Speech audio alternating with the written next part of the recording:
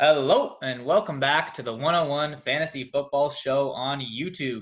My name is Sawyer and I am your host, and I'm excited to do another episode today. Yesterday we did the AFC East, I believe. Yeah, so we went through Buffalo, the Jets, New England, and Miami. Yes, Miami. So if you want to go check that video out, I broke down those teams for the upcoming year, as well as we looked into what their dynasty outlook might be, looked at the contracts of the players. So if you want to check that out, that's on the channel from yesterday. And then today we're going to be breaking down the AFC North. So we've got Baltimore, Cincinnati, Cleveland, and Pittsburgh.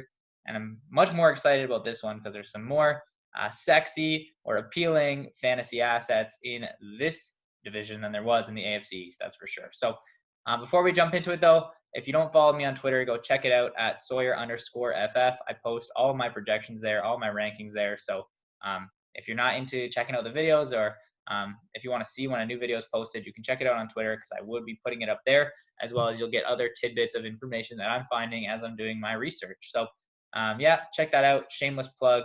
And we're going to jump into the video now. So the first team I want to talk about today is the Baltimore Ravens. I mean, there's one big name when we talk Baltimore Ravens, Lamar Jackson. If you've heard of him, he's actually pretty good at football. So with him in the offense last year, they were awesome, and he was awesome, and they were kind of a fantasy football enigma because you wanted pieces of it, but there really weren't a lot of pieces because they didn't have a lot of pass catchers who actually carried a lot of value. So they had some runners and they had a tight end. Obviously, Mark Andrews was really good. So kind of a tricky team to get pieces of, even though you'd want to have pieces of it. So this year, let's take a look. I do think there's going to be a bit of regression. I mean, 37 passing touchdowns is crazy high. Not crazy high, but very high. And so when we're projecting, I like to be a little bit more on the conservative side and look at the regression numbers. So I do think it'll be coming down slightly this year. And then when we look at kind of these rookie quarterbacks or young quarterbacks, I guess Lamar was in his second year, now entering his third year. As they come into the league, when you have so much athleticism, you want to rely on that athleticism early on, and then you can kind of develop as a passer through the years. So I do think this year, again, we'll see a slight decrease in rushing attempts, and we're going to see an increase in pass attempts. And he's going to be kind of transitioning, hopefully, to a point where, I mean, one day I still think he'll be getting over 100 rushing attempts a season, but they're going to want to keep him healthy. And so to do that, they're going to want him passing the ball and taking less hits. So that's where I got the team. So this year, overall rushing percentage is slightly down. The passing percentage is slightly up, but still a run-heavy team. And Lamar Jackson finishing with 415 points, which I'll talk to you a little bit later and show you where that actually finishes amongst quarterbacks for me. And then in the running back section, it's a bit interesting because we've got J.K. Dobbins, a new rookie in town. And a lot of people are on the hype train for J.K. Dobbins. He's a super talented back for sure. But the way I see it is, yes, I believe he's super talented. I loved his tape coming out of Ohio State. But Mark Ingram is there, and they're a team trying to win a Super Bowl. And so I think they're going to rely on the veteran. And so I still see Mark Ingram as the starter in this offense. He didn't have a crazy amount of touches last year, and I think that even comes down slightly this year, which you can see my projections here. So 15 less carries, 5 less targets roughly. So slightly down, but I still think Ingram is going to be a reliable fantasy player, and Dobbins is going to be more of a bench stash who, with this offseason, it's going to be hard for rookies to make an immediate impact. And so I think early on, he's only going to be getting like 5 or 6 touches a game, and that'll develop as the season goes on. He might become useful towards the end of the year. He might gain some standalone value on being an explosive enough player in a very good offense. But he's definitely not a guy that I think you're going to be wanting to use in those first couple weeks. So I am a bit lower on him for a redraft. Still love him as a dynasty asset, but kind of that's how I see that breaking down. Gus Edwards is still there. He'll have a role. He's just a jag, though. He's not a guy you're going to need to look at too much.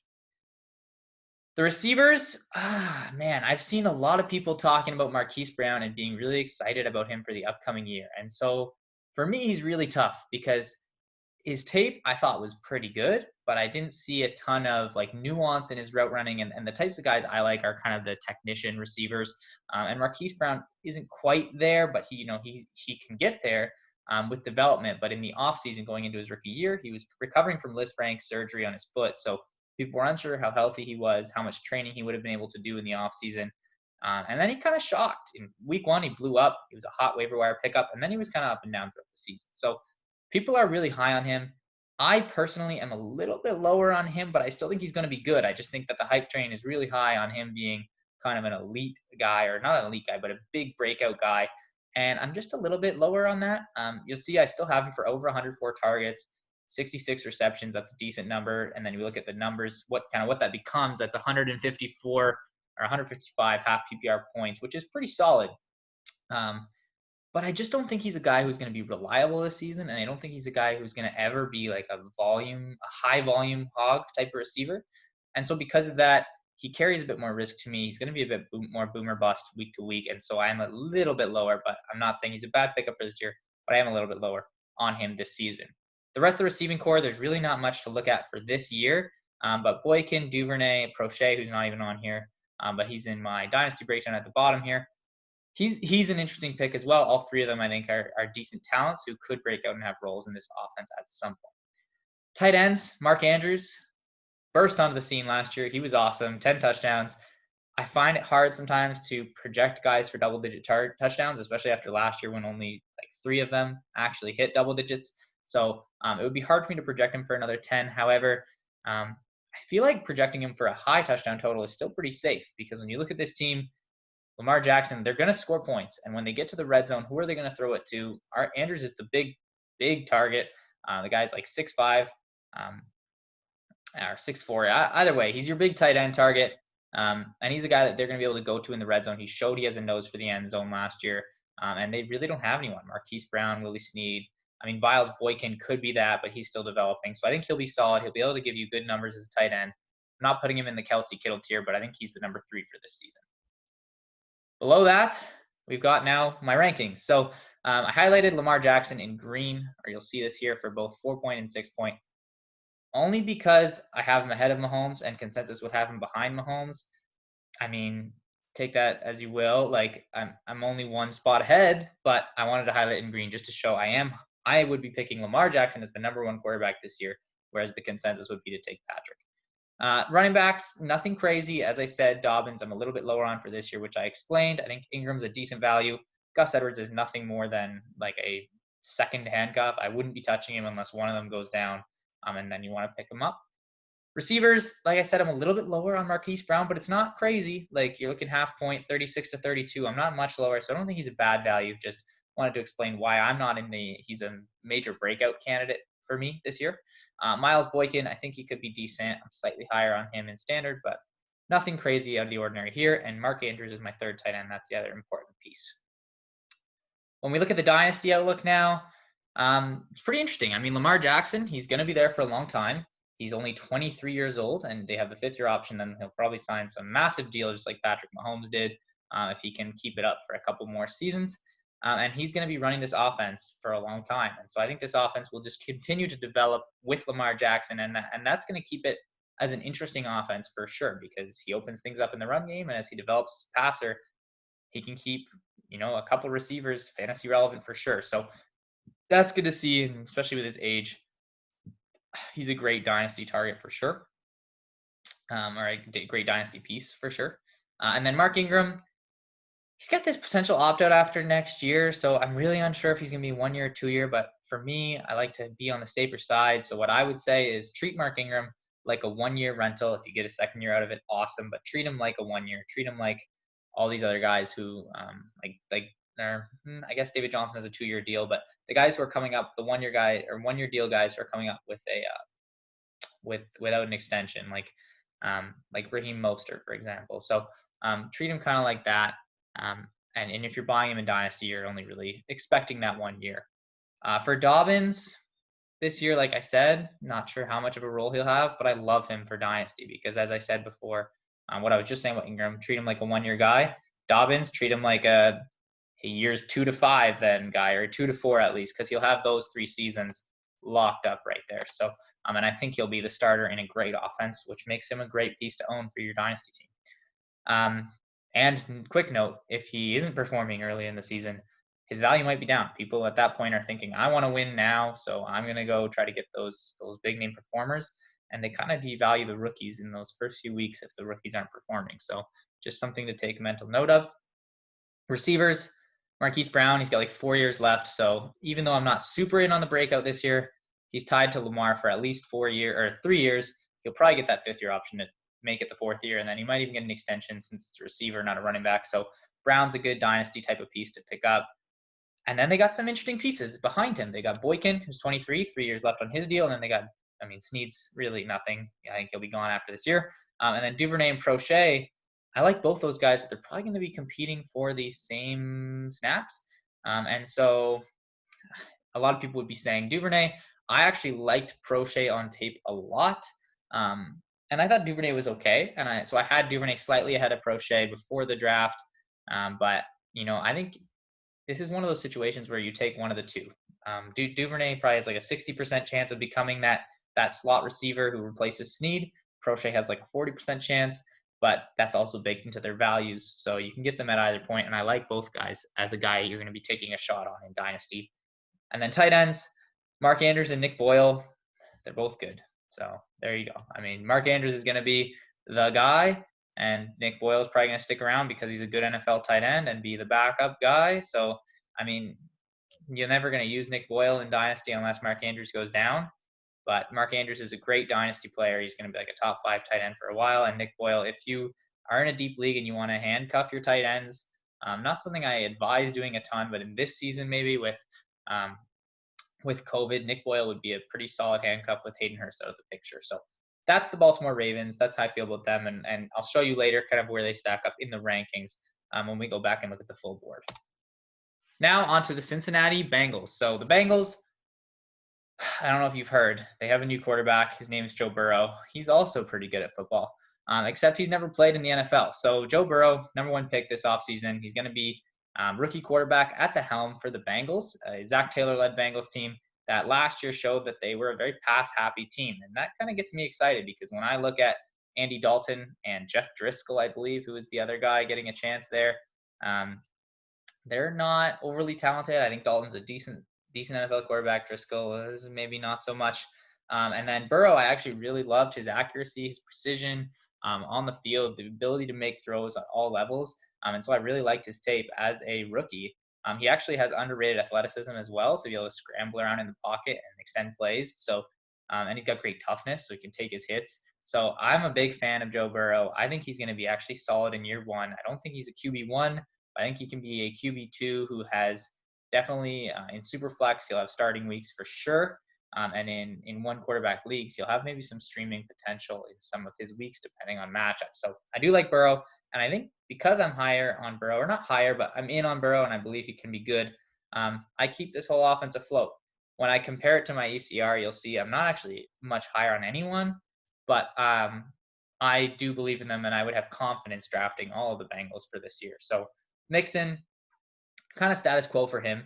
I have his yards per carry going up a bit because I think the offensive line has been slightly improved. I think Joe Burrow, again, just like there'll be more respect for the passing game. And so it might open things up a bit for Mixon. So I do have him going up a little bit. I love Mixon as a talent in terms of his position as a running back. So I think he'll be a solid piece this year. He's also fighting for that contract. As far as the new fines they've put in place, I really don't see people holding out for this season. And so I think a deal will probably get done before the season starts for Mixon. But if it doesn't, he'll be fighting for that contract and he'll be going for that big contract year. So I'm in on Mixon. I think he's a solid piece. He's kind of in that 7 to 14 range, those back end RB1s that are all going to be giving you RB1 numbers. So I'm in on Mixon for sure. Wide receivers, I've actually been warming a lot on AJ Green. So I have him second in the list here because I have him listed for the second most targets. But in terms of fantasy points, I actually have him coming out on top of Tyler Boyd just because he's going to be that outside receiver who's going to get, I believe, more touchdowns, I believe, more yards per reception. And apparently reports are that he looks very healthy in camp. And that's kind of been always the fear with AJ. Obviously, he hasn't been on the NFL field in over a year now because of injuries. And he tends to get injured. However, I don't like to project injuries for players. I think anyone can get hurt. It's the NFL, right? It's a hard physical league. And especially this year, you could get COVID and not even take the hit and be out of the game. So I think this year you got to just, go in assuming you're getting the games out of AJ Green. And then if you lose him, you lose him. But for now, I actually am kind of warming on him. So pretty good pickup in my opinion. Then Tyler Boyd, unfortunately, with the situation, like I think Tyler Boyd isn't going to produce as he did last year, but like these past 2 years, he's been a wide receiver two, a back end wide receiver two, and not a sexy wide receiver two, but he's been a consistent wide receiver two, which is something you really covet at a good value in drafts. This year, I don't know if he can get there just because, again, I think AJ Green will suck away some of those targets. I like T. Higgins. I like John Ross. Zach Taylor, I think, is going to spread out this offense, but I think you can still trust Boyd to be your wide receiver 3 for this year. And he's going to be one of those guys who you can just plug in if you have some. I mean, if you have a guy like AJ Green, or I don't like to stack 2 receivers on the same team, but if you have Marquise Brown, like we were just talking about, who's kind of that more boomer bust guy, Tyler Boyd can be a nice, safe guy who's going to give you roughly a good floor, maybe not a super high ceiling from week to week. Higgins, Ross, even on Tate actually looked a decent one on the field last year. They're going to rotate in for that third spot. I think Higgins will have it more often than not, but when John Ross is in, he'll be able to catch some deep balls, and I think Zach Taylor can use him creatively, even though it's his last season in the team. So none of those guys I'm really super in on, but keep an eye on them. If something were to happen to AJ Green, I would love T. Higgins, so keep that in mind. At tight end, they lose Eifert, and Uzama is not really that good. I wouldn't pick him up personally. I don't think he's a guy you need to look at in redraft unless you're in a extraordinary pinch and you need a guy who might get a couple targets. Like I think he'll probably get like 3 targets a game. So yeah, maybe 3, maybe 4. But he's not a guy that I think you need to be targeting in redraft leagues. Let's take a look now how that shakes out. So obviously, like I said, I'm higher on Burrow, 15 and 16 instead of 20 and 20. So yeah, 5 spots higher in a 4-point touchdown league. So I'm a fan of Burrow. I think you can trust him. He won't be your starter, but if you pair him up with if you wait late and you end up pairing him with like Ben Roethlisberger, I think you'll get by fine.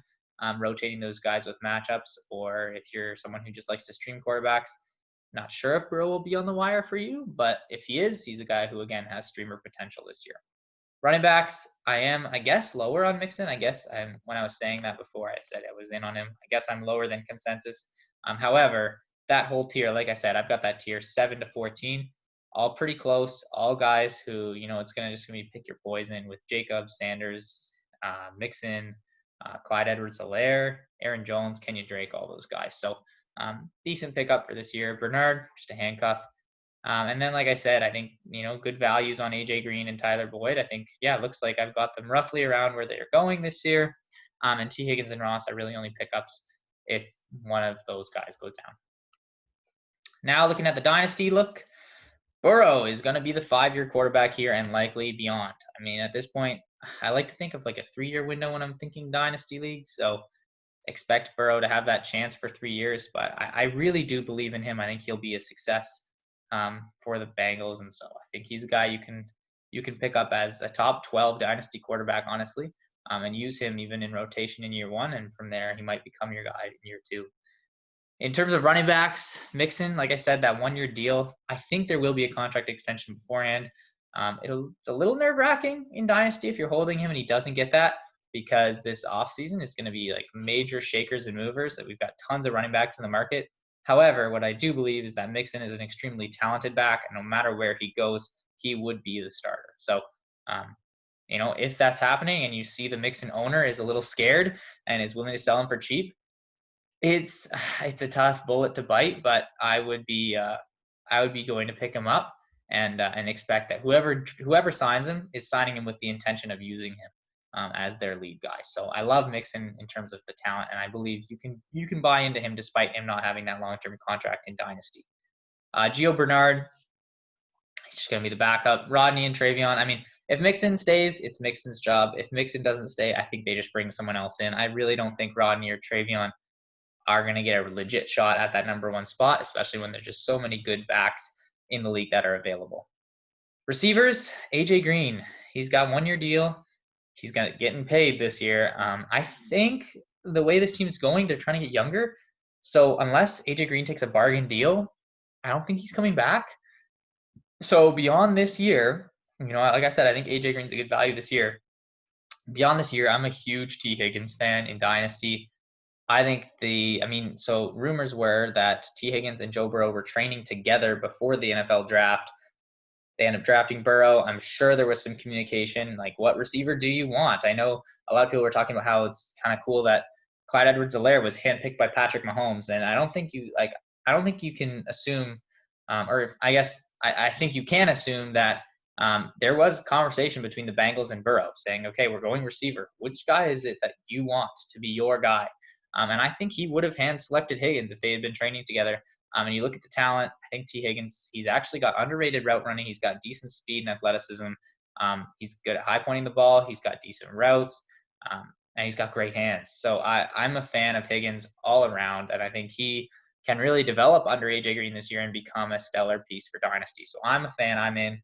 Tyler Boyd, they've got the potential out after this year. Doubt they're going to use it. I think he ends up just being a 4-year receiver in the Justin Jefferson type of role that we saw him play with Joe Burrow in college. That slot role, that big slot role, who can kind of run routes that aren't just in the slot, like running out of the slot, but running deeper routes that aren't just like curls and drags. So I think Boyd will be solid in that offense, and Joe Burrow will find some familiarity with that type of role player. Ross, I think he's gone after this year. I believe they've already turned down the option, so assume he's probably not going to carry too much value until we find out where he signs. Auden Tate, he's got no guaranteed money, I don't believe. So, again, just nothing special there. And then CJ Uzama, like I said, he's probably not a guy you're going to look at. But, yeah, I guess Auden Tate and Ross are decent holds, but I'm not excited about them. Let's look at the Browns. For this upcoming year, the Cleveland Browns, they've got a new offensive coordinator, Kevin Stefanski. I believe he's in as offensive coordinator. And he's coming from Minnesota, where they ran the ball a lot. However, I believe that was because of their offensive advisor, who they brought in. I forget what the exact position was. It might have been offensive advisor. Whatever it was, this person was helping out with the offense, and they kind of helped steer it towards run heavy. So I don't think this is going to be as run heavy as people are talking about. I think it'll still be good for the backs, but a lot of people seem to think this is going to be like the Vikings, where they run like 50% of their plays are rush attempts, and I don't see it. But what I do have is a 45-55 split, a lean a little bit more to the run game, mainly because, to me, you got to play to your strengths, and your strengths are Nick Chubb and Kareem Hunt are your running backs, and those guys are both awesome as football players. So Baker Mayfield, I think he's tough. He's tough.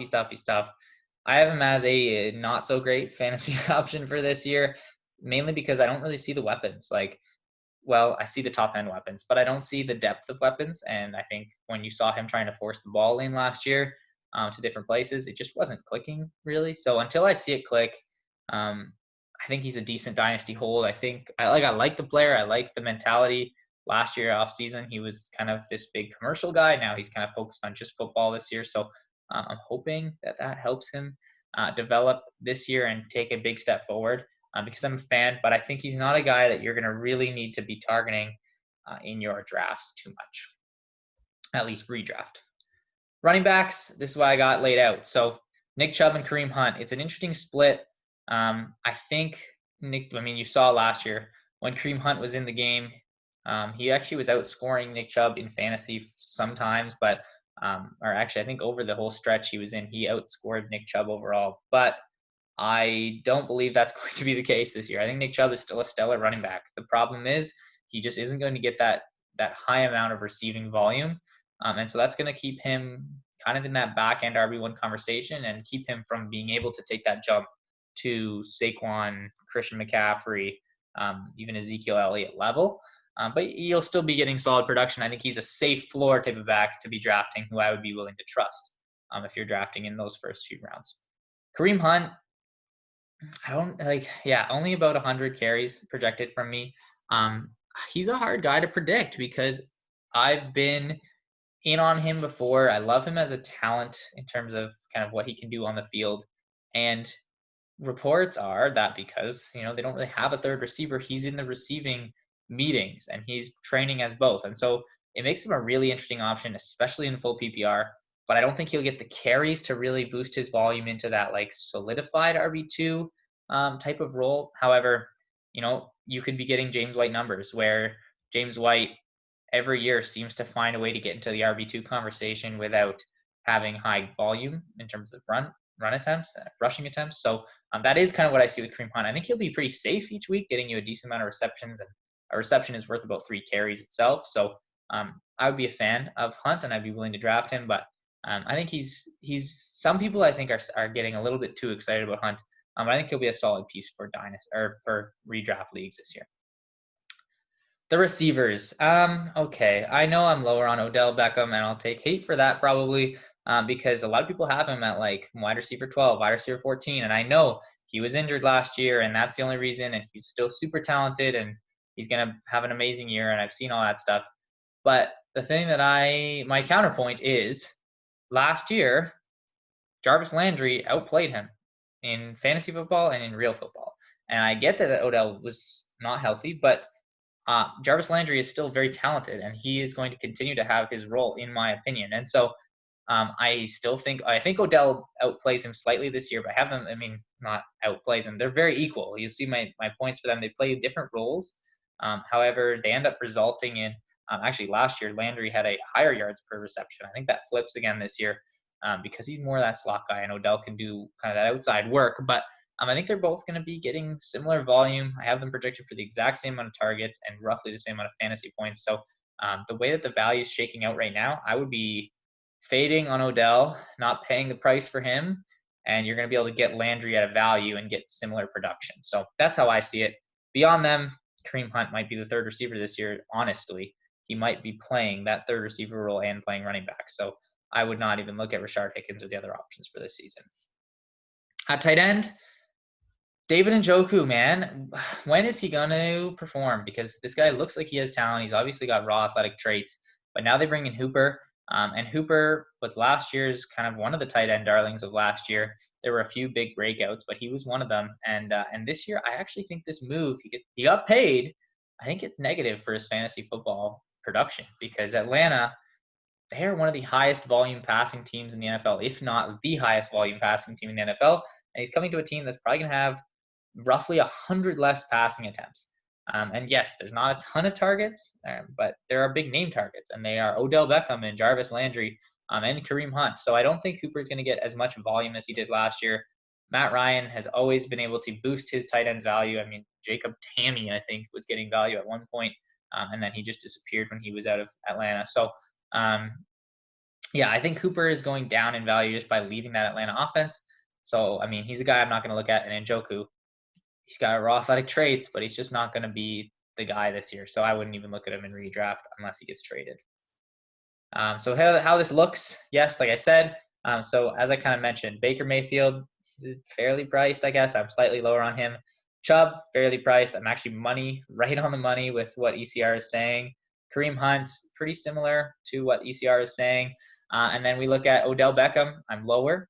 And Jarvis Landry, I'm higher, which is exactly what I'm saying to you. I think you can get similar value in these players, except you can get Jarvis Landry multiple rounds later. So I would be targeting Landry if you're wanting to get a piece of this Cleveland offense at a value.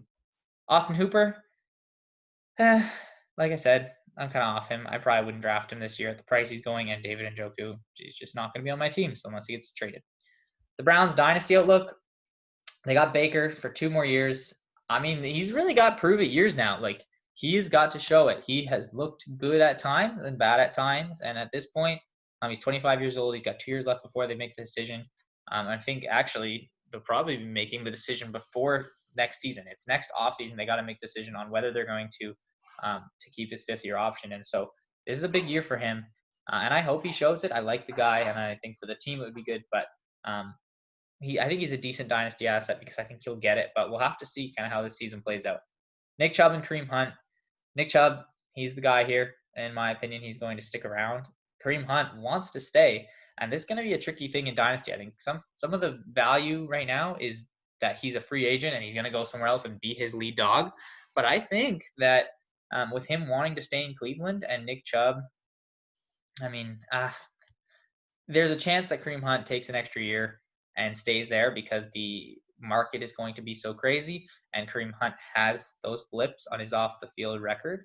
However, we'll have to see how this shakes out. So I think Kareem Hunt, I think there's a real chance that he ends up sticking around in Cleveland in a kind of unique role that's like a James White type of role where he's getting some receiving work and some running work. And so I think right now his value, I think it's a little bit inflated with the idea that he will for sure be going and getting his own backfield. Because I mean, even if he goes to another team, there's no guarantee he's going to be the alpha dog. I think he's very talented, but there's so many other good running backs out in the market this year.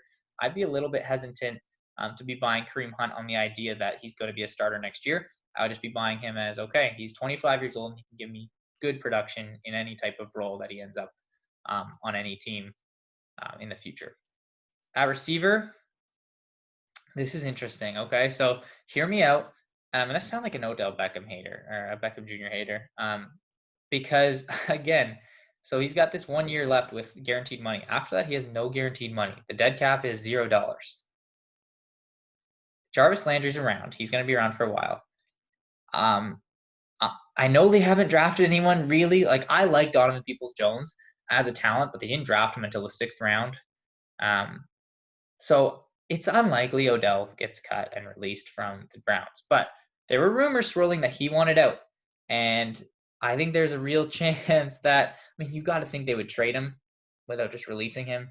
But whatever it ends up being, I think there's ways that they can get out, and he can get out of Cleveland. And if that were to happen, Donovan Peoples-Jones would have tons of value because he's athletically very, very good. And I think what limited him in college was just that he was playing at Michigan, who doesn't run a system that is good for their wide receivers to produce. Donovan Peoples-Jones was like the #1 guy coming out as a high school prospect. He actually made some great plays in college. If you haven't seen him, go check him out. I think he's a very talented guy who can be an outside receiver in the NFL. And so if you're looking for a sleeper, a guy who you can get super late in your drafts, picking up Donovan Peoples-Jones, I think is a very good idea. And you know, if he doesn't hit after this year, if Odell has a great year and the marriage between the Browns and Odell looks great, you spent nothing on Donovan Peoples-Jones, but just a stash who I think is worth like putting on your taxi squad. Tight ends, Hooper, he just got paid, but I just don't like him and Njoku. Njoku just got his 5th year picked up, right? So I just don't see this offense being great for Hooper long term. So I think his price is inflated right now, and I think after a season, people will realize it. His price will go down. He's just going to be a tight end 2 guy, or a high end tight end 2 guy who you can have as a backup and rotate in when you need with good weeks. David Njoku, again, I'm just waiting till he's traded. I feel like he has to get traded. He won't be successful in Cleveland. It just doesn't seem to work. The guy needs a change of scenery. I wouldn't mind adding him in your dynasty leagues, but understanding he's a stash until he finds another home and has another chance. So that's it for the Browns. Let's check out Pittsburgh. The last team that we're going to be doing today, the Pittsburgh Steelers. Holy moly, they were ugly last year. Let me tell you, Mason Rudolph, Duck Hodges, it was not a sexy team. Their offense couldn't do anything. But now Ben Roethlisberger appears to be back. With his surgery, like, it was a little scary because his timeline would have him fully healed only right around the start of the season. So we'll have to see what his arm strength is like at the start of the year. And so that is giving me a little bit of hesitancy. However, he's Big Ben. I love the improvement of Ben Roethlisberger from what they had before. And I think with that, you're going to get some valuable pieces in the Steelers offense that for a time were being devalued. It seems like now people have come around on their values. But yeah, so we'll get into those now. So James Conner, I think he's going to be solid this year. He's kind of in that tier with like Melvin Gordon, David Johnson, James Conner, Chris Carson, a lot of guys who they're not like the sexy guys, but they've been very productive before, and Todd Gurley's in there. They're in decent situations. And if you ask me to pick out of those, I'd probably be taking Chris Carson or Melvin Gordon. However, James Conner, I think, can be a valuable asset for when he's on the field. Last year, when the guy was on the field, he was still very good. Yes, he's injury prone. I know that. But like I said, we can't be projecting injuries. And so James Conner, I think, is a guy who, if you draft him, when he's on the field, he's going to be good. And if you draft him, I think you should pick up Benny Snell. I think Benny Snell is being undervalued in both Dynasty and redraft leagues. And the reason is that James Conner, actually, we'll get into the Dynasty aspect later. If James Conner goes down, Benny Snell will be good this year. And I will hopefully remember to talk about Benny Snell and the fact that next year he may have a chance to be the alpha. Anthony McFarland, he's an interesting pickup, but I don't think he's going to be great this year because I didn't think he was polished in college. And now, Pittsburgh themselves was one of the teams that came out with Mike Tomlin saying they were a bit hesitant about rookies in their first year this year because of the offseason. So, yeah. Then wide receivers. You got Juju Smith-Schuster. And here comes the hate again because I'm not in on Juju the way other people are. People have him as a top 10 receiver for this year. I'm just not in because what I see is Jarvis Landry. When I watch him play, I think he is just very similar to Jarvis Landry, and he will never be able to be overly successful as the alpha in his offense, but he can be a extremely good slot wide receiver who's very productive for his NFL team and a decent fantasy option. That's what I see. And so that's what's kind of being portrayed here. I have him for over a 20% target share, 126 targets, 81 receptions, 1,046 yards. And a decent finish. But at the price he's going, I just think it's too high. People are still hyped about his second year, where he was like the RB6 or whatever it was. Um, but I just think it's too high for me, too rich for my blood. He's a guy that I'm out on this year. And part of that is also because when he did so well, it was because he had Antonio Brown. And as much as I love Diontae Johnson, and it's a crazy comp to think he'll be Antonio Brown. I know a lot of people like to look at that small school from the MAC, similar, like they're using him in the same role. I think Diontae Johnson can be his own player in that role who's very successful. I don't want to say he's going to be Antonio Brown, but I think he can be a poor man's Antonio Brown in that role. And I think Diontae Johnson is a very, very good talent. You look at, I know separation numbers, like they get inflated by broken plays and they're not a great stat to look at. But he did lead the NFL as a rookie in it. He also led NFL rookie receivers in, I believe, receptions. Receptions or targets, one of those two stats. So, I mean, a little bit underrated when you compare him to kind of where DK Metcalf and Terry McLaurin are. But I love me some Diontae Johnson and think part of the reason Juju will be like a Jarvis Landry slot guy is because Diontae is going to be that outside guy. And I think as Diontae develops, that'll only help Juju to become more like a wide receiver 15 instead of wide receiver 20. James Washington, decent pickup. I think he's a guy you can take a shot on late in drafts. There's a chance he ends up outscoring Diontae this year. I don't see it because I'm a big Diontae truther, but it would have been naive for me to say that I know exactly what's going to happen. And I know there's people out there saying it's Washington's job, and Washington was drafted with high capital. They're paying him money. And so and they like him. The team likes him. Mike Tomlin has said they like him. So it's hard to knock a guy, especially when you look at last season. It's hard to knock anyone for last season when they played in Pittsburgh. So just the quarterback situation. Chase Claypool, last thing. Quick note about him. I don't really like him as a prospect. Didn't think he was super polished coming out. Yes, he might have a bright future as a big slot or a red zone guy, but I'm not in for this year on him. Tight ends. There's not much to talk about here because neither guy is a tight end that I'm really targeting, but Ebron, he could be serviceable for you as your tight end too, who streams every once in a while when he has a good matchup. That's about all you need to know about that. In terms of how those rank, like I said, I'm kind of in on all these running backs, so or I'm fine with all the running backs, so their values are about the same. Ben Roethlisberger, kind of the same with him too. The receivers is where you're going to see that big value difference between me and the community. And so, yeah, I'm much lower on Juju. I have him at 24, 22, and 21. Don't shoot me, please. But yeah, like I just don't see him being the elite option that people are seeing him as right now. And Diontae, I'm actually slightly lower than consensus because his hype train has really been booming this offseason, but still think he's going to be super talented. I think he's worth where you're drafting him right now. James Washington, he's a value right now. People are very low on him, but like I said, it would be naive for us all to think that we're right by saying it's Diontae. It could be James Washington who has that major role on the outside. We don't know. And so I think he's worth a shot. And Chase Claypool, I'm not drafting him this year. Ebron, as I said, he's a solid tight end too. So finally, let's look at the dynasty outlook for this. Ben Roethlisberger, 2 seasons left, but the potential out. They won't be able to pay that. $22 million in dead cap. They're not paying. So it's Ben Roethlisberger for 2 years, which I think bodes well for the receivers.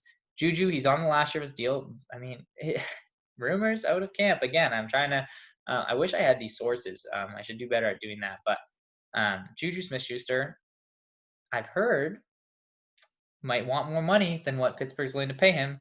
Hence why they have these other young, talented receivers in Diontae Johnson, James Washington, and Chase Claypool.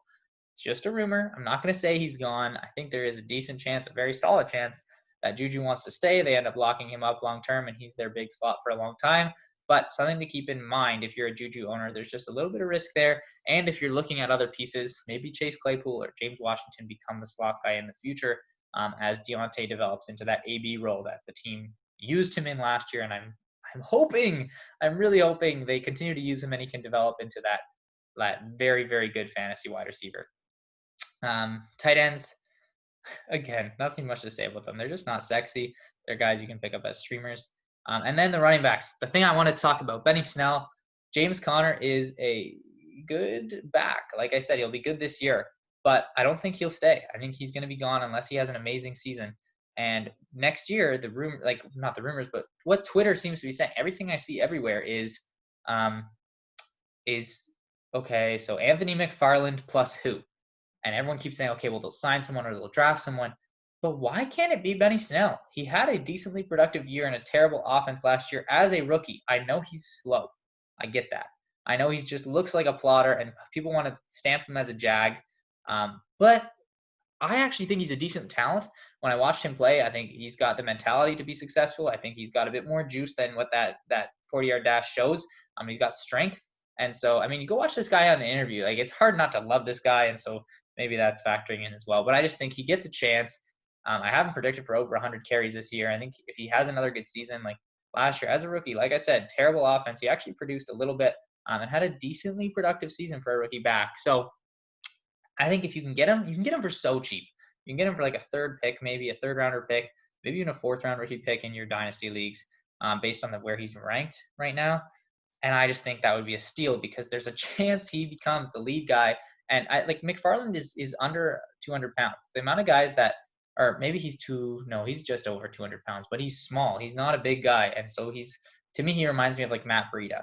And you look at this year, like Jordan Howard has value in Miami. And again, not a sexy name, I know. But if you can get Benny Snell for super cheap and end up getting a couple years of what Jordan Howard can be, and McFarland playing that Breida role, I think you would be very happy with the value you're going to get for the price that you're paying now. So I just wanted to go on my little Benny Snell rant.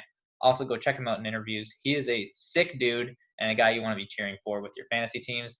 And hey, not everything's about, a lot of things are winning in fantasy football, but part of it also is just having fun. That's what we play. So just kind of a little note I wanted to throw in there. So that's those are the four teams: Baltimore, Cincinnati, Cleveland, and Pittsburgh. And just so I'll scroll through here, you can check out where I have all these guys ranked. So quarterbacks, Lamar, he's obviously the big name there. The tight ends, Mark Andrews, Nick Chubb and Joe Mixon, some big running backs we talked about today. Funny enough, Odell, Juju, and Jarvis are all right next to each other. Right now, these are sorted by half PPR and 6-point passing touchdowns, just so you know. You can pause at any point and see any of the projections that I have here and where those guys rank. But yeah, that is all for today. If you enjoyed, please leave a like, leave a comment, or follow me on Twitter at Sawyer_FF and just reach out to me with any of your fantasy questions. I love engaging with the community. I would love to answer your questions and talk to you guys. So any feedback is great and any communication with me is awesome. So yeah, again, thank you so much. And I hope you guys take care, and we'll see you guys later this week with the AFC South and the AFC West.